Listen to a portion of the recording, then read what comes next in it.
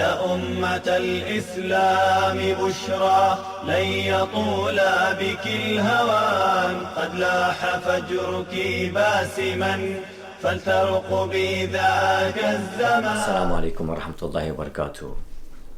I promised you that the best I'm keeping till the end. So in these last 10 days of Ramadan, this is where it suddenly it gets better. Today is one of the most fascinating dreams that I have ever seen in my life, because some 7 or 8 years before I was released from prison, I saw in a dream the exact month between, or the exact 1 or 2 months when I was going to be released from prison. So let me start. From 2004 to 2012, I was held without trial in a UK prison facing extradition to the United States of America. For those 8 years, so I hold the record of being the longest detained without charge British citizen held in prison in the UK in the modern history of the UK. 8 years I was held from 2004 to 2012 in a high security prison in the UK. In 2007, in June 2007, I lost all of my domestic appeals and I had one final appeal left, and that was at the European Court of Human Rights in Strasbourg, France. That was the final course of legal action open to me, and if I lost that, then I would have to be extradited to America. At the time, I was in Manchester prison. So June 2007, my case has gone to the European Court of Human Rights. I'm in Manchester prison. A few months after that, September 2007, I had a dream. Now, at that point, I have been in prison for 3 years without trial. I have no idea when I'm going to be released from prison. It could be next week, could be next month, could be next year, could be in 5 years' time, 10 years' time, 20 years' time. It could be, I could never be released. I'm in a really difficult prison. Manchester prison was the worst prison that I went to in 11 years of prison. They were really treating me badly and harshly. I was under a lot of pressure. My case was open-ended, was unended. I had no idea what's going to happen to me. I didn't know whether I was going to be extradited to America or not, or if I'm ever going to be released from prison. It was under those circumstances, in September 2007, while I was in HMP Prison Manchester, I saw a dream. I saw this Field Commander Khattab. Field Commander Khattab is, you can see a photo of him. Field Commander Khattab was a Saudi man who fought the Russians in Afghanistan, he fought them in Tajikistan, and he fought them in Chechnya. And he stayed there for many years, helping the Chechens to defend themselves against the Russian armed forces, until he was eventually killed and poisoned by polonium in 2002. So anyone who's from that area from the 90s who knew about the wars in Chechnya, you would know who Commander Khattab was. He's a very well-known personality. He was a field commander fighting the Russians. He wasn't involved in terrorist acts or anything like that. I knew him. I had met him and I had dealings with him, so I knew him personally. So in this dream, Khattab, who's now been dead for like 5 years, like it's been 5 years since he was killed, he comes to me in the dream and he gives me some money. He gives me 1,100 euros and 600 US dollars. Remember those numbers, 1,100 euros and 600 US dollars. He gives them to me, and that's it. That's the end of the dream. So I understood from that dream, this is what I interpreted that dream to be. And what I did, I wrote this. I didn't share this interpretation with anyone except one person, and that was after it came true. This interpretation, I wrote this all down. I wrote it down on a couple of sheets of paper, and in America, I sent it to my lawyer a few months before my sentencing. So this is what happened. So this dream, it indicated to me that I am going, after my case resolves at the European Court of Human Rights, the Euros, I am going to go to America, and I will be extradited to America, and I will spend some time there in America.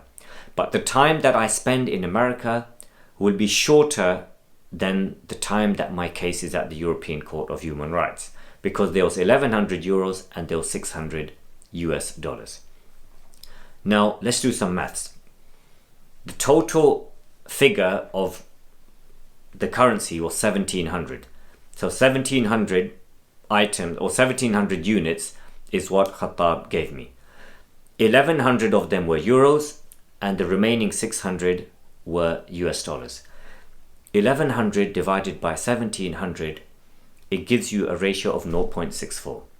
So whatever time I was going to spend in prison, 0.64 of it would be in the UK, and it would be at the European Court of Human Rights, and 0.36 I would spend in America.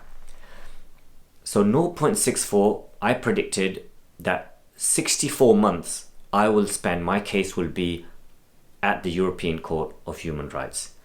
Then I will be extradited to America, and then I will spend 36 months there. Well, not 36 months, because federal prisoners, they only serve 85% of their sentence, and 85% of 36 months is 30 months. Sorry, I've confused you with lots of numbers. So basically, I'm going to spend 64 months, my case will be at the European Court of Human Rights, then I'll be extradited to America, and I will spend about 30 months in America, then I'll be released and come home. So on the 4th of June 2007, my case went to the European Court of Human Rights. It stayed there until 5th of October 2012, which is when I was extradited to America. 4th of June 2007 to 5th of October 2012 is 5 years and 4 months exactly, which is 64 months. Then I went to America, and in America I stayed there from 5th of October 2012. I stayed there all the way until July 2015, which is approximately 32 months, something like that. So I was out by a couple of months. This whole explanation, I wrote it down and I sent it to my lawyer in America, and I calculated that this is the time, approximately within these 2 or 3 months, this is when I'm going to be released from prison. And I told her, don't open it until the judge passes sentence on me, so I know how long I'm going to spend in prison. And she was sitting next to me when she opened it in the courtroom. After I got sentenced, I told her, I said, open that letter. She was the first person in my life that I shared that dream with. My lawyer, her name was Kelly Barrett, an amazing woman, and after Allah, I owe my freedom to her. The only person in my life that at that point that I shared this dream with was with my American lawyer, Kelly Barrett, and after Allah, I owe my life to her and to her older colleague, Terry. But because I didn't want anything to jinx it, I did not share this dream with anyone. I didn't tell anyone else about this dream. I just kept it to myself, and she was the first person I told. And even then, I told her that don't open this letter until after my sentencing. And I'm sitting in the courtroom next to her. The judge has said, okay, you're going to spend this much time in prison, which was another 12 months based on I'd already been in prison for like 10 years. She said, you can go home after 12 months. I told my lawyer, open that letter, and she opened it, and I pointed to the top. I said, there you are. And she saw it, that I was within 3 months, I was accurate within 3 months. So this dream indicated to me, whilst all the legal cases were happening in the UK and campaigning and petitions, and I'm speaking to my family and I'm making dua, but deep down in my heart, I knew that I am going to be extradited to America, but I'm not going to spend the rest of my life in prison there. I'm going to spend a short time based on the ratios of the European Court of Human Rights and the time I spent in America. 3 reflections from this dream. The first one, when you see a dead person in a dream, then whatever that person says to you or tells you or does, then that is the truth, because the dead are already in the realm of truth, in the Darul Haq. That's for a dead person. But someone who is shaheed, like Khattab was killed, he was killed as a martyr, he was poisoned to death. Someone who is a shaheed, the significance of that is multiplied infinitely. because that person has a special, we hope he has a special place with Allah subhanahu wa ta'ala. So if you see a shaheed in a dream, what that person tells you or what they do, they are coming from the realm of truth. Allah has sent a message to you via that person coming in your dream. That's the first reflection. Secondly, when you see numbers in a dream, it has significance, but usually in terms of time. So you could see that someone gave you 7 oranges. So it could mean 7 months, it could mean 7 days, it could mean 7 weeks, it could mean 7 years. Not always, but often when you see numbers, some sort of numbers in a dream, it has some sort of indication regarding time span. Sometimes it could mean the money, could physically mean the actual money.